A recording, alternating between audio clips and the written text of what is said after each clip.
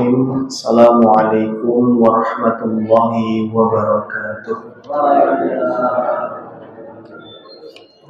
Alhamdulillah, salatu wassalamu ala rasulillah wa ala alihi wa man walah. Ashhadu an la ilaha illallah wa ashhadu anna muhammadan abduhu wa rasuluh la nabiyya wa la rasulahu ba'dah. Allahumma la ilma lana illa ma 'allamtana warzuqna fahma. Amin. Amma ba'du.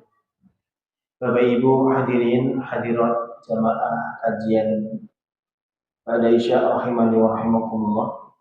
Mari yang pertama kembali kita haturkan rasa syukur alhamdulillahirabbil alamin atas segala bentuk karunia yang Allah curahkan, Allah titipkan kepada kita, sehingga pada kesempatan malam hari ini Allah Subhanahu wa taala masih memudahkan kita untuk bisa thalabul ilmi, dan semoga thalabul ilmi ini menjadi salah satu di antara tanda syukur atas nikmat Allah Subhanahu wa taala.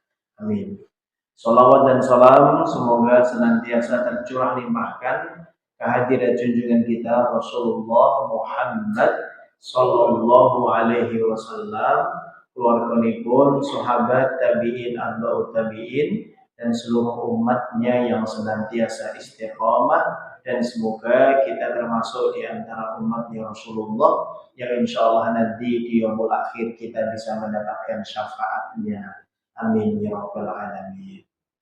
Bapak Ibu rahimakumullah, pripun kabaripun, sehat? Alhamdulillah ala kulli hal. Baik Bapak Ibu, kita akan kembali melanjutkan pembahasan kitab Al-Bihar Az-Zakhirah fi Asbabil Maghfirah, utawi kitab ingkang bahas terkait amalan-amalan yang bisa menggugurkan dosa-dosa kula lan panjenengan sami. Terakhir kita membahas tentang berdiam diri di masjid setelah sholat dan berjalan kaki menuju sholat berjamaah. Ya. Untuk malam hari ini Bapak Ibu, kita melanjutkan di poin ke-30, yaitu amalan apa yang bisa menggugurkan dosa-dosa kita, yaitu amalan membaca amin bertepatan dengan aminnya para malaikat ketika sholat. Ya. Bapak Ibu panjenengan biasanipun kalau imam menghentikan ghairil maghdubi alaihim waladhdallin, amine lirih napa banter-banter? Napa? Lirih napa kenceng? Kenceng. Niki wonten keutamaanipun. Maka ampun pelit-pelit kalau imam nggih sampun memberikan tanda-tanda dengan ghairil maghdubi alaihim waladhdallin, monggo ampun pelit-pelit menjawab amin. Kalau aminnya bertepatan dengan malaikat membaca amin, maka akan mendapatkan keutamaan yang sangat besar. Hadisipun apa? Rasulullah Shallallahu alaihi wasallam menyampaikan, "Idza ammanal imamu," jika imam mengucapkan amin, fa aminu, maka kalian juga diperintahkan untuk mengucap amin. Fa innahu man wafaqat taiminuhu taminal malaikati ghufira lahu ma taqaddama min dhanbi. Sebab barang siapa yang membaca aminnya bertepatan dengan aminnya malaikat, maka akan diampuni dosa-dosanya yang telah lalu. Hadis riwayat Imam Malik, Bukhari, Muslim. Bapak Ibu rahimani wa rahimakumullah. Maos amin niku gambil nopo susah? Gambil. Nah, ini menunjukkan bahwa Allah Subhanahu wa taala memberikan cara untuk mengampuni hambanya bahkan hanya dengan mengucap kalimat amin. Nah, untuk mengucap kata amin itu enten dua versi. Ya. Yang satu dengan pengucapan amin, yang kedua amin, itu juga boleh. Karena ada dua versi itu. Ya. Ada satu hadis lagi Bapak Ibu. Hadis ini nanti akan bisa memberikan penjelasan tentang faedah membaca amin, terutama setelah membaca surah Al-Fatihah. Karena Rasulullah Shallallahu Alaihi Wasallam ida faragha min qiraati ummil qura rafa'a sautahu wa qala amin. Rasulullah Shallallahu Alaihi Wasallam ketika selesai membaca Al-Fatihah maka beliau mengangkat suaranya dan membaca kalimat amin. Maka Bapak Ibu, ada beberapa faedah tentang masalah hadis ini. Yang pertama, membaca amin ini adalah perintah untuk mengucapkan di akhir membaca surah Al-Fatihah, entah di sholat atau di luar sholat. Kenapa? Karena isi dari Ummul Kitab, isi dari Al-Fatihah itu adalah permohonan. Ya. Ihdinas siratal mustaqim, tunjukilah kami jalan yang lurus. Ya, maka dengan kita membaca amin sama saja kita mengamini doa itu sehingga Allah juga memberikan pengabulan dari permintaan di dalam surah Al-Fatihah. Ya, salah satu yang paling penting itu adalah setelah kita mengakui alhamdulillahirabbil alamin, pujian, ar-rahmanir rahim, pujian, maliki yaumiddin, pujian, iyyaka na'budu wa iyyaka nasta'in, ini berbentuk ungkapan kita, baru ihdinas siratal mustaqim. Ya, karena begini Bapak Ibu, dengan kita mengucap amin, kita meyakini bahwasanya setiap dari permintaan kita di dalam surah Al-Fatihah itu tidak akan pernah terkabul kecuali dengan izin dari Allah Subhanahu wa taala. Jenengan keseng kemutan apa pun kesupen. Riyen niku sudah kita pernah bahas tentang makna ihdinas siratal mustaqim. Rasulullah niku pernah memberikan ibarat, perumpamaan. Rasulullah pernah suatu waktu berada di padang pasir dengan salah seorang sahabat. Ya, Rasulullah menggambar khatta Rasulullah Shallallahu Alaihi Wasallam khatton biyadihi. Rasulullah pernah apa niku mungkin bawa cutik atau ya, menggambar garis lurus, seret gitu. Garis lurus. Kemudian Rasulullah mengatakan hadza siratul mustaqim. Yang lurus ini adalah jalannya Allah. Ya. Wa khata ala yaminihi wa shimalihi. Kemudian Rasulullah menggambar dua garis kanan dan garis kiri. Berarti jumlah garis enten pinten? Enten pinten jumlahnya? 3. Yang tengah itu tadi ihdinas siratal mustaqim, kanan kiri ini adalah hadihi subulu laisa minha sabilun alladhi syaitanu yad'u ilaihi. Jalan kanan dan jalan kiri ini adalah jalannya syaitan. Nah, saat ini kalau tanglet ibu-ibu panjenengan luwih kerep derek jalannya Allah napa jalannya setan? Tapi dijawab, luwih kathah zikir napa ngrasani wong? Nah, kalau mengikuti jalannya Allah, dia paham konsekuensi dari lisan. Orang itu akan mengikuti amal solehnya yang dia ketahui. Maka kalau orang itu sudah belok untuk mengikuti subulus syaitan atau jalan-jalannya syaitan, berarti dia sudah terperangkap di dalam sebuah kubangan setan. Maka inilah pentingnya membaca kalimat amin. Semoga hidup kita bisa tertata dengan petunjuk dari Allah. Ya. Karena kalau kulawan panjenengan sami hidup tanpa petunjuk dari Allah, itu pasti akan apa nih? Napa bahasa kapal niku napa? Terombang-ambing. Maka ketika seorang mukmin itu bisa melayarkan kapal keimanannya dengan baik tanpa terombang-ambing, itu salah satunya lewat berdoa supaya diberikan petunjuk. Maka dengan kita setiap sholat membaca amin setelah Al-Fatihah, maka itu menunjukkan keseriusan kita untuk meminta kepada Allah terkait permintaan supaya ditunjukkan petunjuk. Ya, maka ngendikan amin niku nggih ampun pelit-pelit. Tapi nggih ampun banter-banter.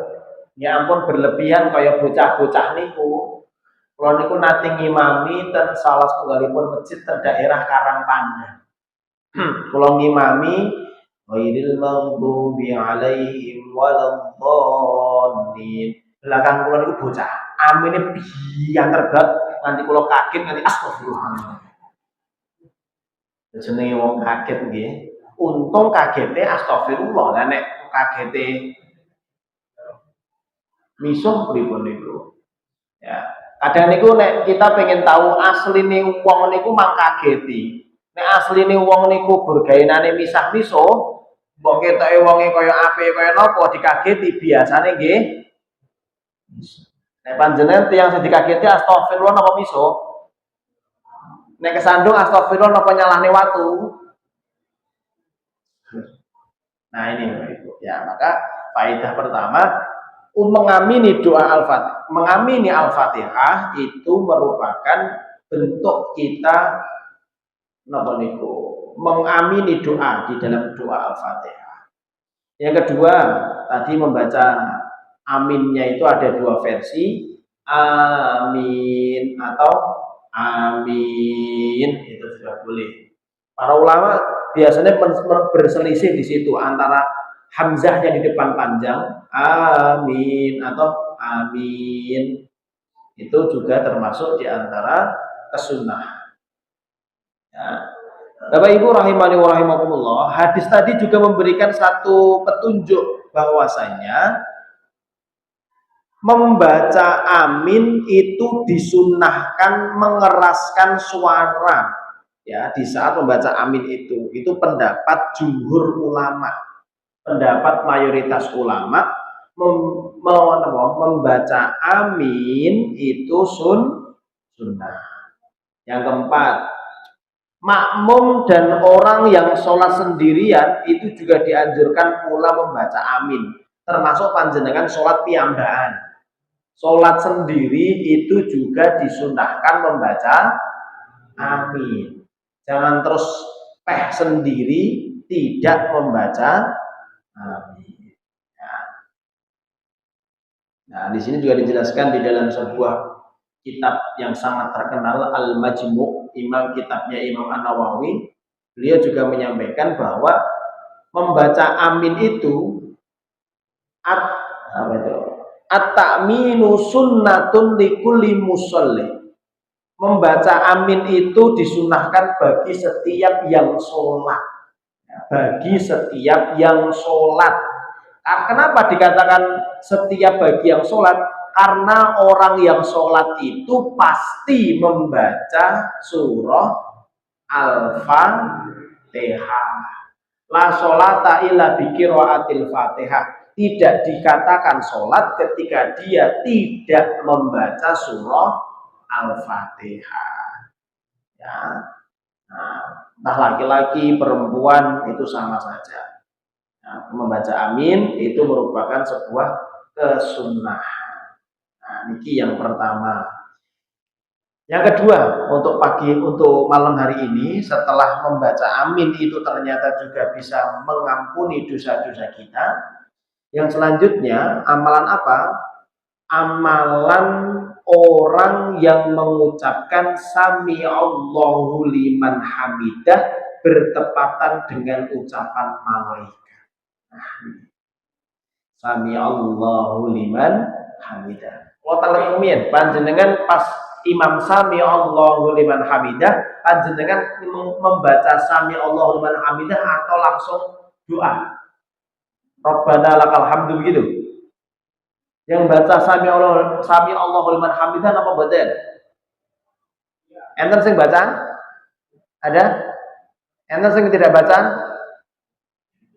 Lah kok orang acung kabeh niki niki. Jelas jenengan waca apa?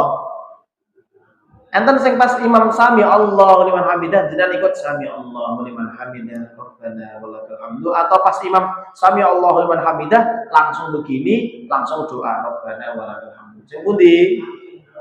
Langsung doa. Yang pertama, ibu-ibu yang mana bu? Pertama atau kedua? Atau tidak sholat? Astagfirullahaladzim. Kita baca dulu hadisnya. Rasulullah Shallallahu Alaihi Wasallam nanti ngendikan, "Idza qala al-imam sami Allahu liman hamidah."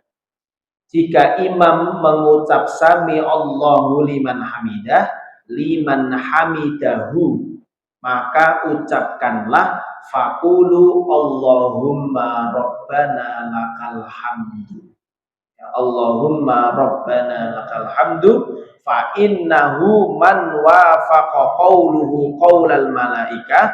Jikalau ucapan itu bersamaan dengan yang diucapkan malaikat, ghufira lahu ma taqaddama min dzanbi, maka dosa-dosanya akan diampuni oleh Allah Subhanahu wa taala. Nah, kalau di dalam konteks hadis ini membacanya itu langsung doa.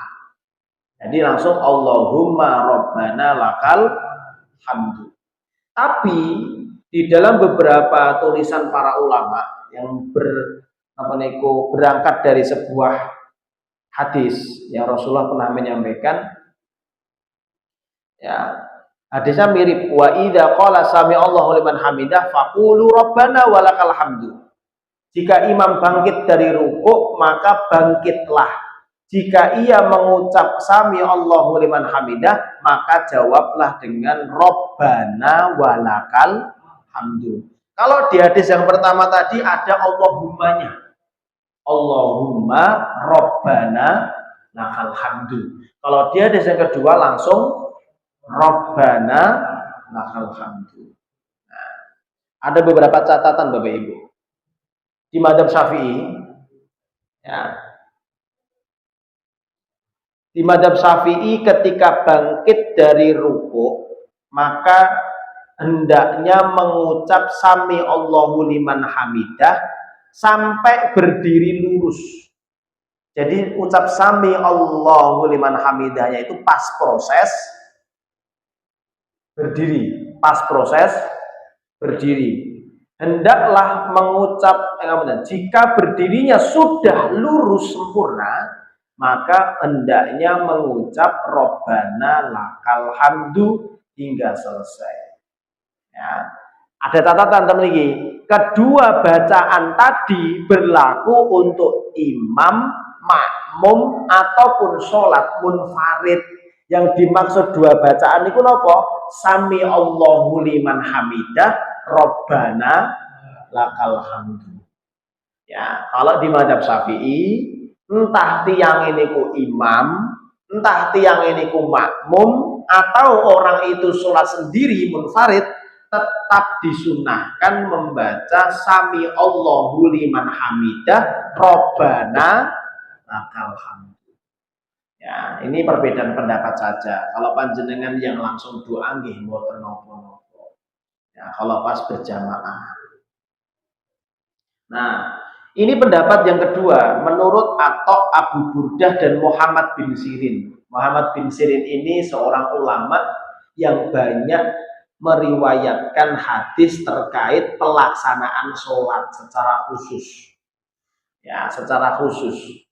Dan beliau yang meriwayatkan tentang beberapa perbedaan. Salah satu contoh hadis yang sangat populer yang diriwayatkan oleh Muhammad bin Sirin itu adalah tentang perbedaan turun dari iktidal ke sujud. Ya, panjenengan dengkul sih nopo tangan sih? Dengkul riyen nopo tangan riyen, Bu? Tangan. Apa dengkul? Nah, sing bener pundi niku? Dua-duanya benar. Sing salah sing langsung nganggo baku. Tapi napa enten to, Pak? Ngerti timak jedua apa mboten? Ya mboten ngertos kula enten napa mboten. Tapi yang jelas perbedaan-perbedaan wonten niku muncul. Padahal sing dituju niku sama-sama nabi, tapi kenapa perbedaan muncul? Terutama riwayat-riwayat itu karena memang yang satu riwayatnya dari Muhammad bin Sirin, beliau itu apa namanya? Meriwayatkan dengkul dulu karena melihat nabi pakai dengkul.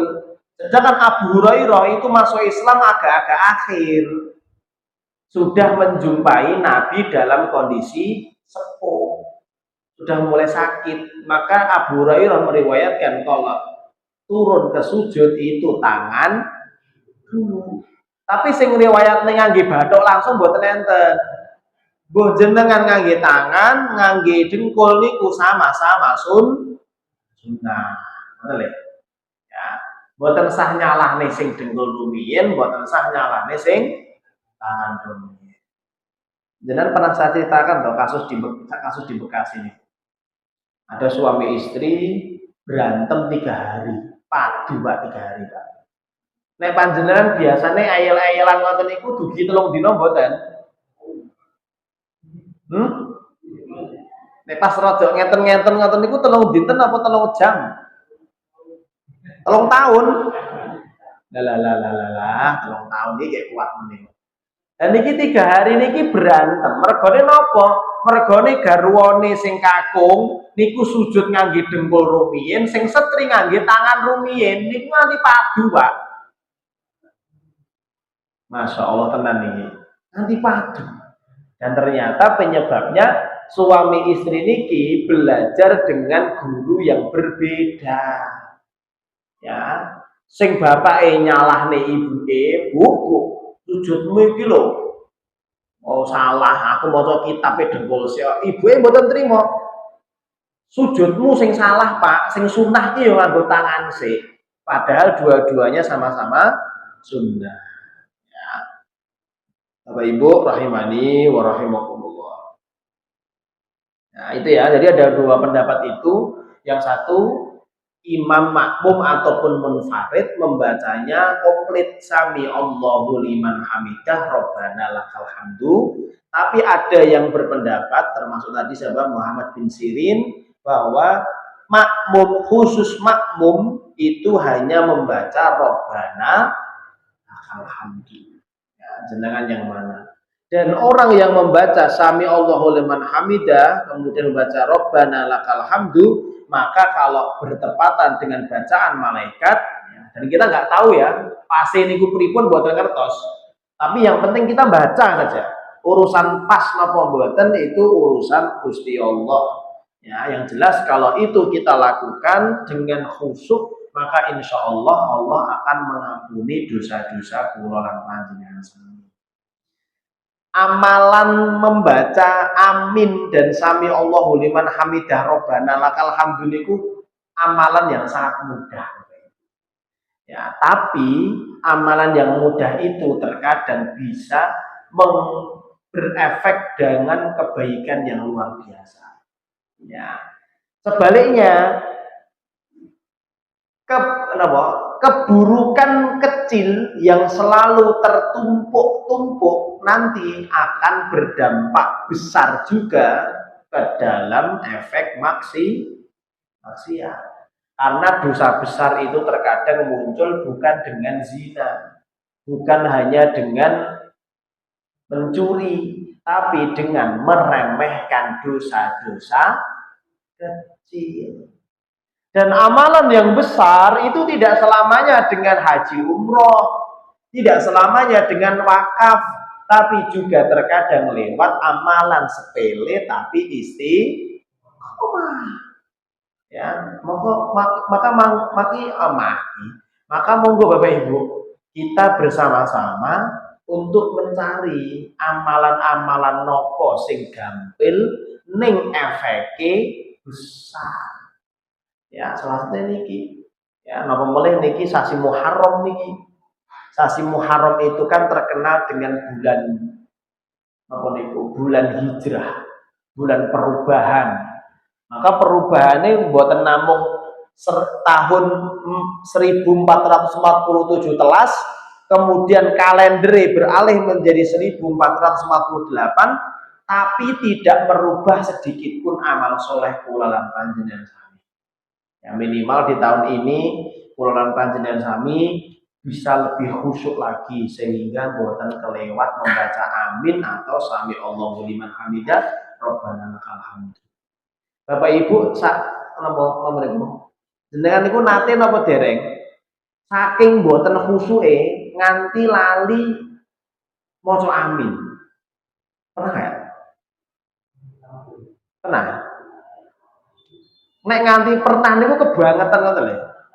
Soale amin sak bibaripun Al-Fatihah niku pun otomatis kudune ngoten. Ya. Berarti niku kan enten godaan yang begitu besar. Ya, termasuk juga sami Allahumma hamidah.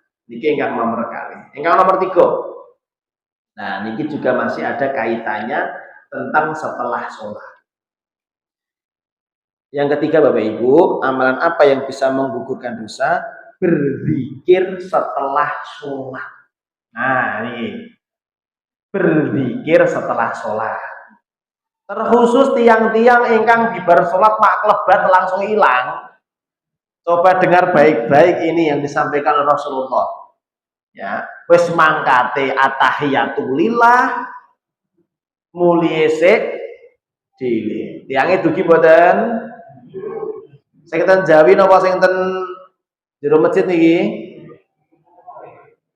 Ibu-ibu sing kerudunge biru napa abang?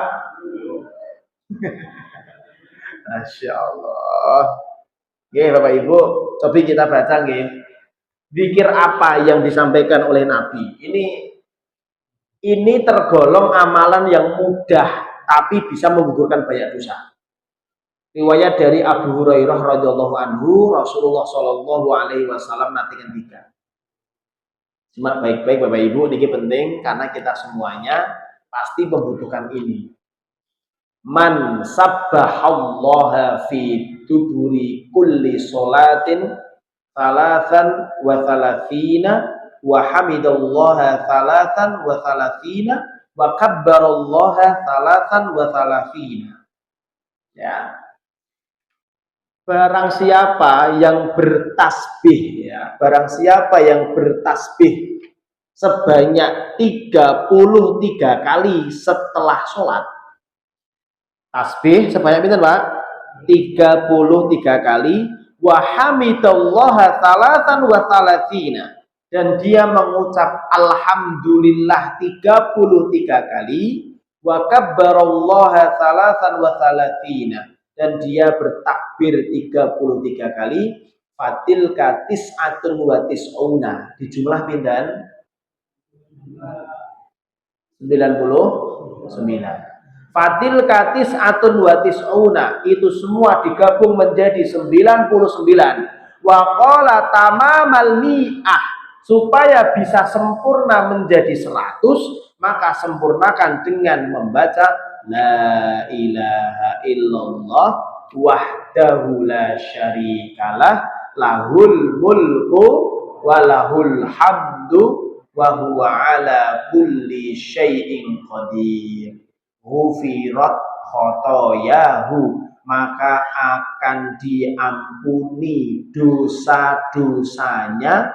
Wa ingkanat mithla zabadil bahri, walaupun dosane niku seluas bumi di lautan. Ya. Jadi mau perintah pimpin pripun? Tasbih 33, apa?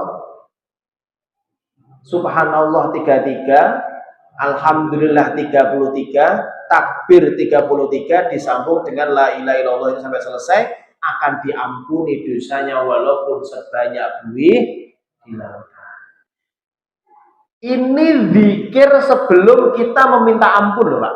Napa meleh jenengan zikir ini setiap setelah sholat ditambah doa Allahumma gfirli atau Allahumma gfir lana. Niku napa saya melih dosa-dosa kita akan diampuni oleh Allah Subhanahu wa taala.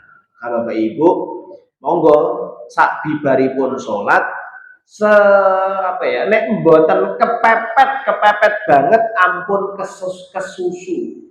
Ya, kecuali nek panjenengan memang salatnya tidak bisa lama-lama. Contohnya ten kondisi nopo?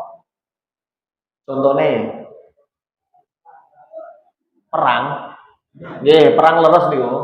Kula mboten expect enten jawaban perang niki wau. Ya, perang. Sing niki mawon sing biasa kita lalui. Misal contoh menunggu orang sakit.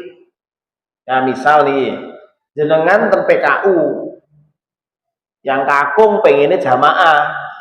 Sing jenengan tunggu niku mboten enten sing ganteni sing nunggu.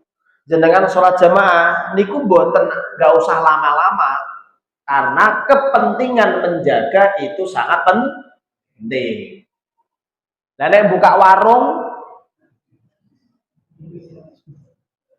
ya niku monggo, mosok nggih zikir wonten niku napa dugi 5 menit to, Pak? Dugi mboten? Enggak nyampe 5 menit. Ya kayaknya enggak nyampe ya, coba dihitung.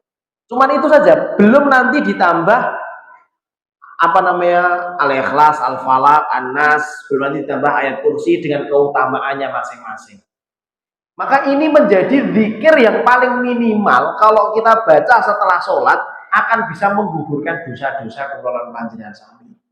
Maka urusan-urusan dunia sudahlah, jangan terlalu dipusingkan.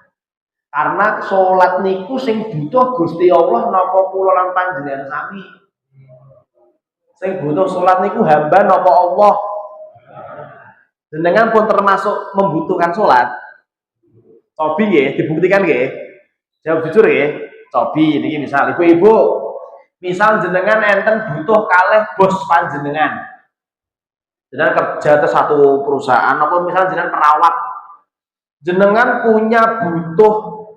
mungkin punya kepentingan yang harus segera diselesaikan, jenengan ingin menemui kepala rumah sakit. Jenengan nelpon rodok-rodok wedi. Kira-kira iso ora ya? Jenengan nelpon. Assalamualaikum, Dok. Ini kami dari ini punya maksud untuk bertemu dengan dokter. Kira-kira dokter bisa bertemu jam berapa? Terus dokter itu bilang, saya ada waktu kosong jam 4. Jam pinten? Jam 4. Sing butuh niki wau doktere napa tiyang sing telepon? Sing butuh niki jenengan napa doktere?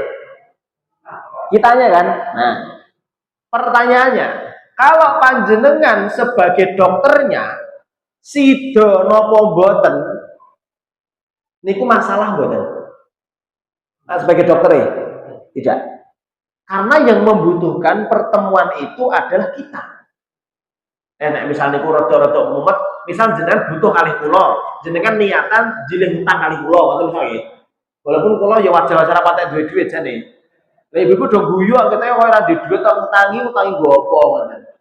Misal jenengan enten butuh kalih kula, jenengan telepon, "Ustaz, jenengan enten griya mboten?" Enten Pak Bu, kula ten griya jam sekawan.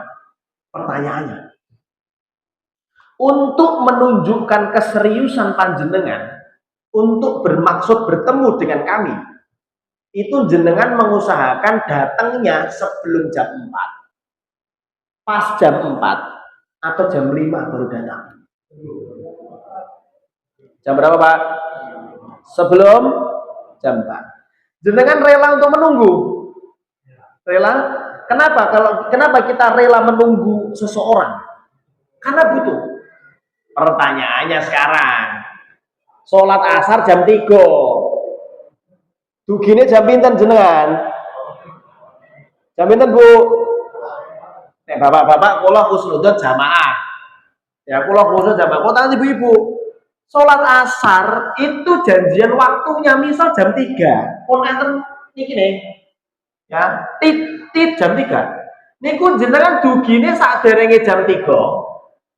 Persiapane nopo pas jam 3, nopo jam sekawan.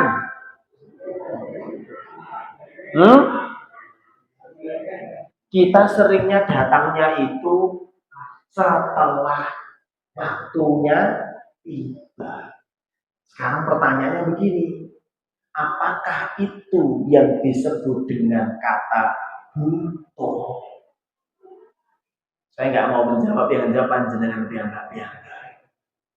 Kalau kita punya butuh sama orang, kita rela loh menunggu sebelum waktunya. Tapi kalau urusan sama Allah, kita justru malah melalaikan waktu sholat. Ya. Sholat itu Allah nggak butuh, Pak, Bu. Yang butuh kita. Kalau kita yang merasa butuh saja dengan sholat tidak bisa menunjukkan kepada Allah bahwa kita butuh minimal dengan sholat tepat waktu, paling tidak kita tutup setelah sholat, jangan cepat-cepat selesaikan, jangan cepat-cepat berdiri, jangan cepat-cepat bertemu dengan dunia kita. Minimal nek sholatnya dereng saged tepat waktu, tutuplah setelah sholat dengan memuji Allah dengan zikir. Wis sholat asar jam 5, bersalam langsung mikir dunya, bar niku maghrib meninggalkan dunya lah ya rugi to niku. Ya, wis sholat asar jam 4, jam 5, baru sholat langsung jam 6 mati. Misalnya ngoten niku pripun niku nggih. Padahal kita ini hamba yang memang diciptakan untuk mengabdi. Ya, namanya juga hamba. Ya. Nah, maka Bapak Ibu, monggo sarang-sarang kula lan panjenengan sami, ketika kula lan panjenengan sami itu butuh dengan Allah, buktikan sama Allah bahwa kita memang memiliki keinginan untuk mendapatkan kebaikan dari zikir setelah sholat. Pendek kok Bu, nggak ada yang panjang kok. Cuman setelah ditutup itu la ilaha illallah, insya Allah dosa kita yang sangat banyak itu akan diampuni oleh Allah atas izinnya Allah. Ya. Terus zikirnya juga dengan kalimat yang tamatan, yang sempurna. Subhanallah, subhanallah.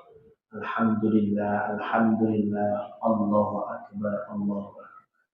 Ya, tidak boleh tergesa-gesa. Ya, sholat niku kan aslinya namung pinten menit atau kali zikir niku napa enten 20 menit. Waktu 24 jam. Katakan setengahnya tinggi sehari. Sisa 12 jam. Sholat misal 20 menit ping gangsal niku pinten? Pinten berarti? Kok kula mumet ngene iki. 20 menit ping 5 lho bingung. Pinten? 100 niku pinten jam? 1 jam lebih 40 menit. Jelas jadi bakulan toh, Bu? Nggak ada 2 jam. Misalkan sisa waktu efektifnya 12 jam. Niku namun diminta 2 jam. Terus waktu 10 jam. Nopo kurang tinggi golek donya?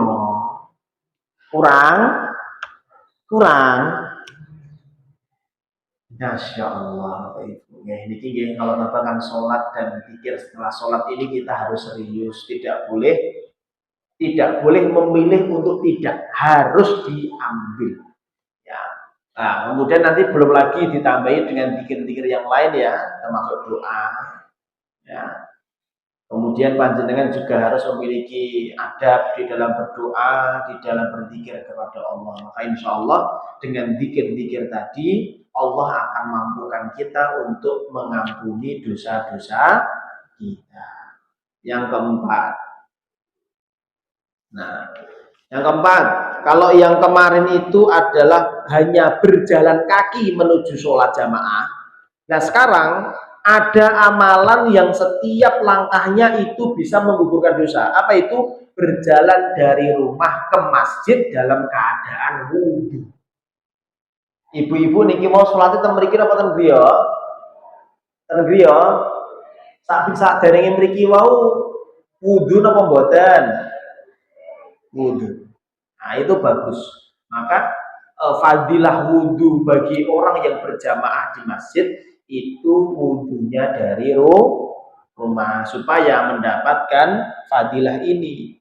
Ya, kata Nabi begini Bapak Ibu, idza tawaddoa ahadukum, jika kalian berwudu, salah seorang di antara kalian berwudu, fa ahsanal wudu, dengan sebaik-baik wudu. Dulu pernah kita sampaikan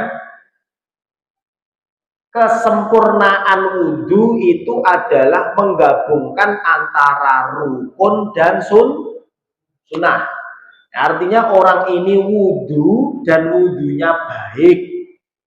Ya, tidak hanya rukunnya yang dilakukan, tapi juga sunnah. Summa, kemudian orang yang berwudhu ini kharaja ilal masjid. Kemudian orang ini pergi keluar rumah untuk pergi ke masjid. La yanzi'uhu illa sholah, tidak ada tujuan kecuali sholat.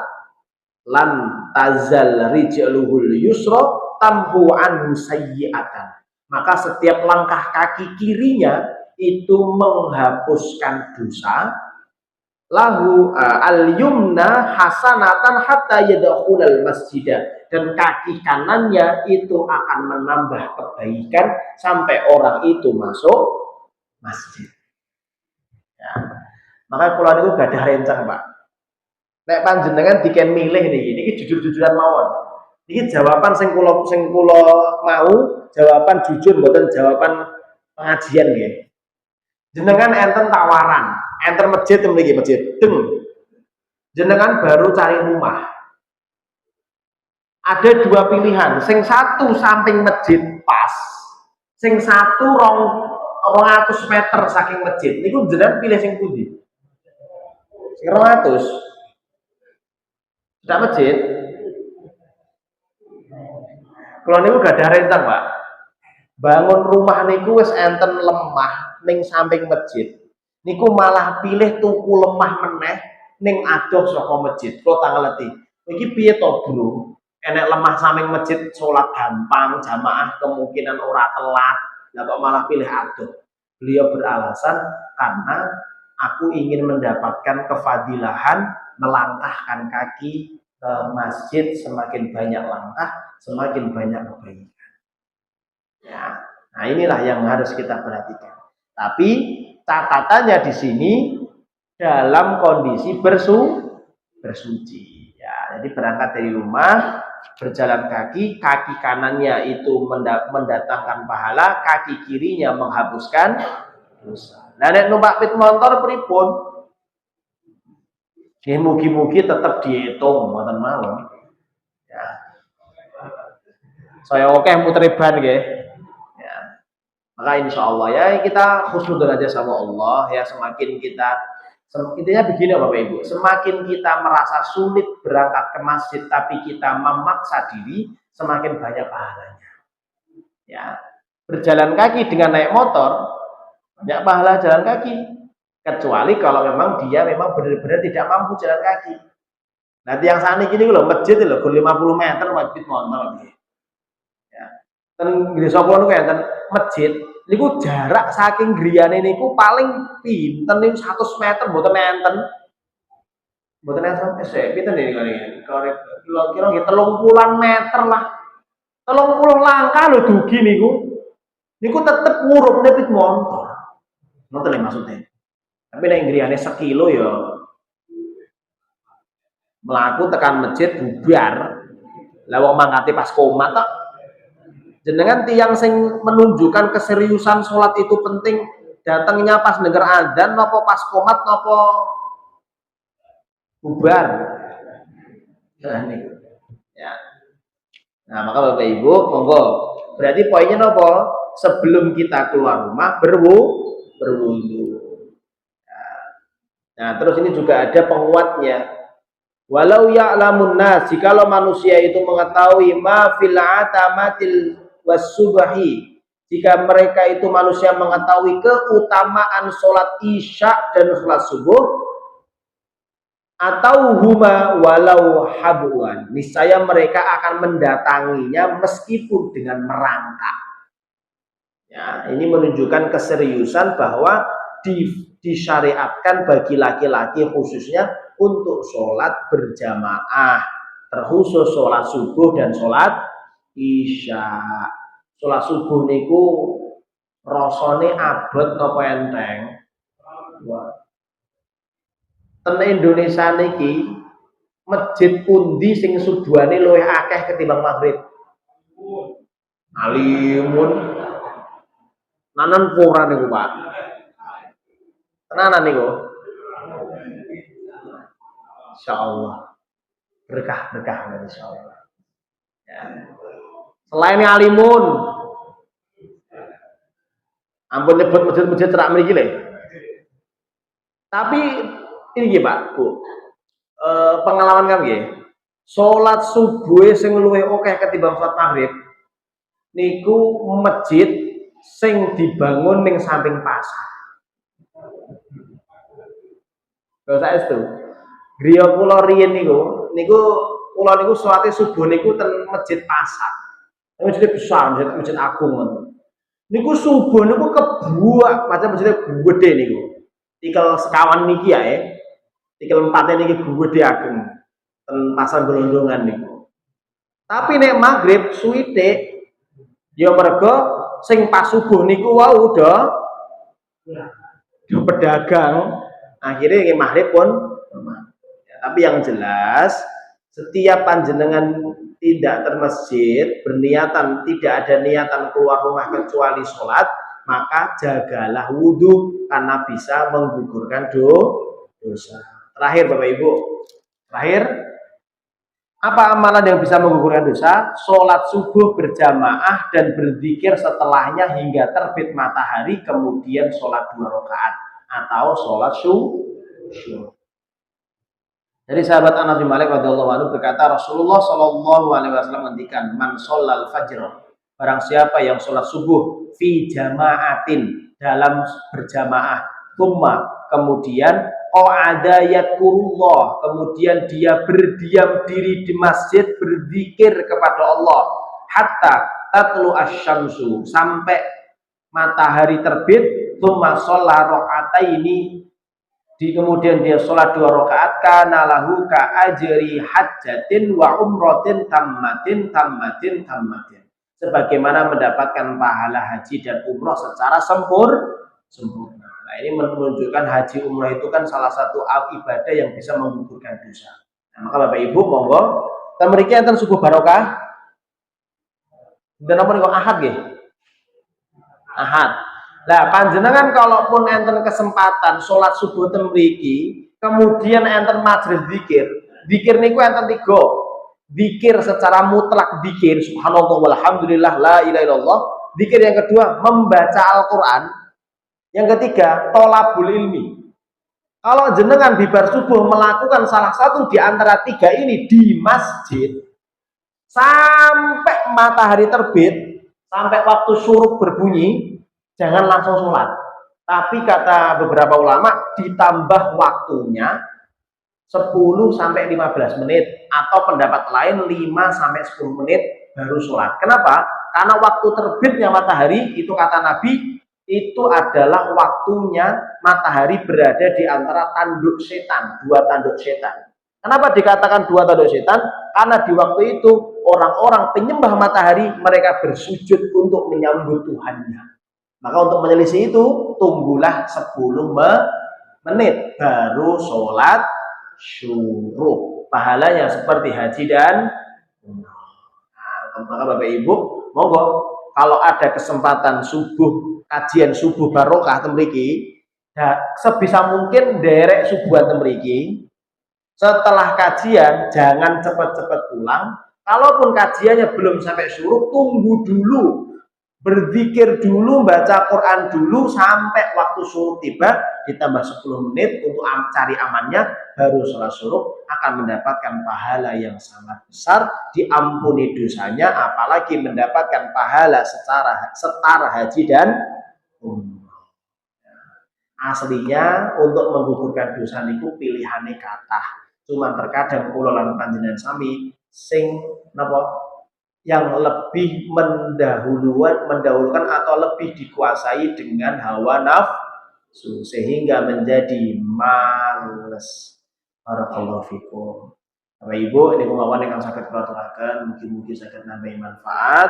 Insya Allah kita semoga dimudahkan oleh Allah untuk mengamalkan amalan-amalan tadi, dan semoga dari amalan-amalan tadi bisa menjadikan kita dosa-dosa kita diampuni oleh Allah dan dimudahkan amal soleh yang kita lakukan kepada Allah.